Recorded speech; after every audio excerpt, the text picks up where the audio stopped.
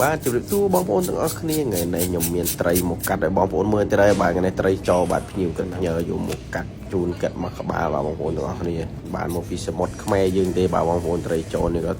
រៀងធំដែរបាទជិតចូល3គីឡូបាទបងប្អូនទាំងអស់គ្នាខ្ញុំក៏ចាប់ផ្ដើមហ្វីលេដូចធម្មតាដូចតែរឿងដងដែរបងប្អូនតែថ្ងៃនេះបានយកស្កាវាចេញទេបាទដោយសារតែស្កាវាលបកចង់អស់ហើយបាទខ្ញុំក៏ចាប់ផ្ដើមកាត់កន្ទុយកាត់ព្រួយកាត់អីវាចេញអស់ហើយលាងឲ្យស្អាតបាទដើម្បីកាត់វាទៅកុំឲ្យវាឆ្អាបដូចតែរឿងដងមកយកឈាមយកអីវាចេញឲ្យអស់បាទឥឡូវខ្ញុំកាត់ហើយបាទនេះបើកមកសាច់ចិញ្ចឹមនៅចំកណ្ដាលបន្តិចបាទដោយសារតែស្នាមគេចាក់វាបាទចាក់ទៅក៏ឈាមជាំនៅនឹងឆ្អឹងវាបាទបងប្អូនហើយក៏មិនមែនជាអ្វីទេបាទយើងកែ